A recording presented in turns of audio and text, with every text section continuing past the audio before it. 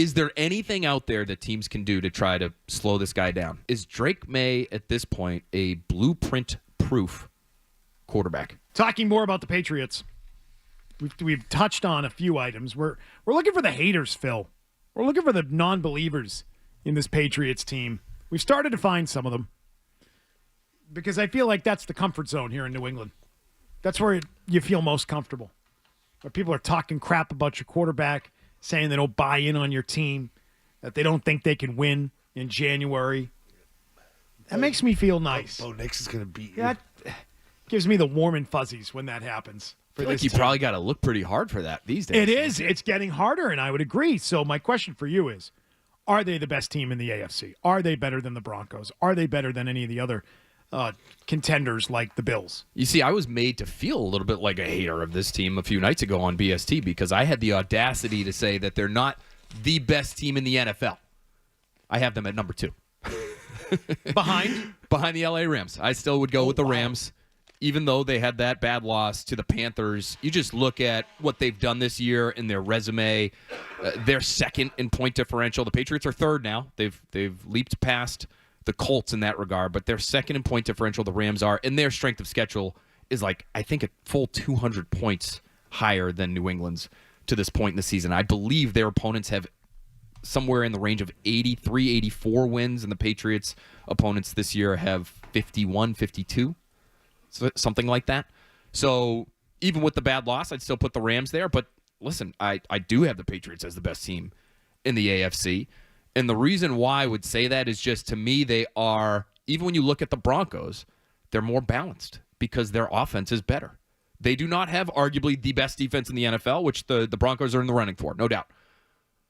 But they're top 10 in terms of points allowed, and I know what the schedule has been, but you look at just what they've been able to do consistently week after week, not allowing teams to get anywhere past 23 points during this 10-game win streak. They've just been so consistent in that regard, and then offensively I think they're significantly better than Denver because the quarterback is significantly better than Denver's. So that'd be a tough game if you had to go to Denver now. Brutal.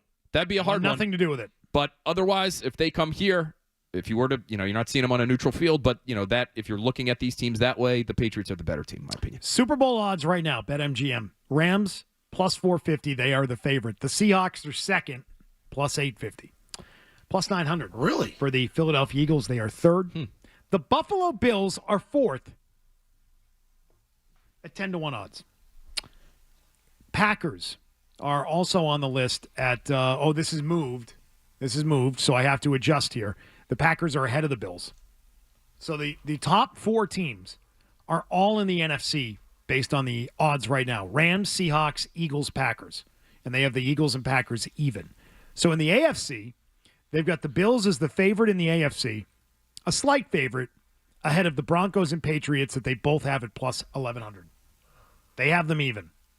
They've got the pecking order as Bills, Broncos, Pats, just by odds. It's just, that depends on what people are betting on, too. Let's not forget that. Right. And that's what I was going to say. That, to me, would be the reason why, because people feel more comfortable betting on Josh Allen than anybody else in the conference. But sometimes this is a reflection of how people feel, how fans feel about the AFC. And for all the talk, for all the Tim talks over there, McCone talking about his Chiefs. Yep. Are we overlooking those Bills locally here because of the win that the Patriots had that started, was a big part of this streak? Keep reminding people, they only have 4 losses. Like, they're there. They only have 4 losses. Feels like more.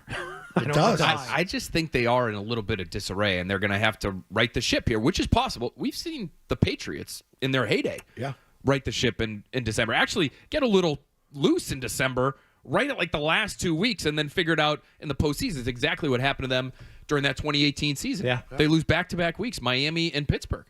And it's like the sky is falling. Yep. But they pivot, they shift in terms of what they were doing philosophically, offensively, and we know what happened. So I wouldn't rule out that the Bills can do that.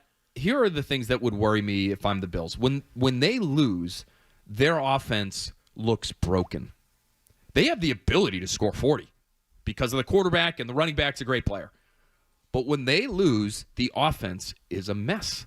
They have very little in the way of receiver talent, which I think is impacting their overall passing game and how willing they are to use all the physical abilities of their quarterback. Yeah. They have him playing like a Bo Nix at times. They have him dinking and dunking all over the field because they have nobody to throw down the field to. So I even look at some of these games that when they've been in primetime and you can really watch them closely, I think the communication is off at times. I still go back to that game in Houston. I know Houston's got a great defense. They beat themselves at the end of that game. Bad penalties, not getting plays in on time. Like, this is stuff they should have figured out by now. And for some reason, it just feels like they are not on their P's and Q's. They just need to continue to try to iron something out here late in the season to get to where they should be. They've also been banged up. Both of their tackles, I think, right now are hurt. And I don't know what the projections are in terms of when they're going to come back. But that's something that could bite them at the end of the season here, too. I agree with you guys. They are a threat. To me, they are not the threat that they've been in the past until they prove otherwise. That's fair. And you should feel good about them coming here in a couple weekends. And the Patriots winning that game. It's such a must-win for Buffalo that week. So they'll be motivated. I do wonder if there's anything, second time around, right? Bills, Jets, Dolphins. We'll all see Drake Maye and this Patriots offense for a second time. Is there anything out there that teams can do to try to slow this guy down? And this is a question that I've openly wondered about. We talked about it on Next Pats this week. It's Next Pats on tonight, 6 o'clock. Tremendous program. But I'm wondering openly, is Drake Maye at this point a blueprint-proof quarterback? Because I'm not sure what you do if you're a defensive coordinator to slow him down. So I got some details on that. I go man press and beat the hell out of the receivers. How has no one done it yet? That's why I asked the question. Right? I mean, you would think by now someone will do it. Is it just because they haven't faced a good enough coach or a good enough defense, or what is it? Maybe this is, again, more reps. There's more on tape. You're starting to see these teams for a second time in the division. Yep. I have an idea as to what teams might start trying to do. So attacking the Pats. Yes. So this is, again. How do you do it? Well, focus on the offense again, right? And where we talked about the run game before, you have to kind of squint hard to find the positives in the run game and what they might be able to leverage these last 4 games of the year. The pass game's almost the opposite, right? Like, no matter what they do, they're having success. And this is why I wonder if Maye is a blueprint-proof kind of quarterback, because he's since week 6. So we're just talking the last 2 months. I feel like that's what's most pertinent right now. He's first in EPA when not blitzed. He's first in EPA when faced with zone coverage. He's first in EPA against 2 high safety shells. He's first in EPA against single high safety shells. So what do you do against this guy? He's 5th in the NFL when blitzed. So, okay, you could try to blitz him. He goes all the way down from 1 to 5. Good luck. And against man-to-man coverage, he's actually 8th in EPA over the course of these last 2 months. And that's the number that kind of stands out to me, not because 8 is a bad number. He's really good against man-to-man. He's 3rd, these last 2 months, 3rd in yards per attempt, almost 10 yards per attempt against man, and his quarterback rating is 126.7. So he's been damn good against man. But the reason I wanted to kind of dig into those numbers a little bit more, and all these numbers are courtesy of Sports Info Solutions, is because it does feel like he's gotten a little bit more man these last few weeks, though. Would you say that's I'd play man. Something that you've seen? Based on the receivers, and I'd jam them. I'd disrupt their timing, because they're not a group that really just gets open. They fight for the ball. No doubt about that, but man makes you be a perfect thrower. Windows are tighter. Windows are smaller. You've got to be can't put the ball behind guys. That's when the offhand comes in, knocks down. That's how you beat teams these last couple of weeks. Carl, Davis knocking balls down, offhand. Gonzalez, offhand. And he's been excellent at throwing into those tight windows. Maye has. Yes. But what I found was, against cover 1, he actually is the 3rd highest sack rate in the NFL. So when teams are playing cover 1 these last 2 months, he gets sacked on 15% of those plays. He's only behind Justin Fields and Cam Ward. So not necessarily company you want to keep.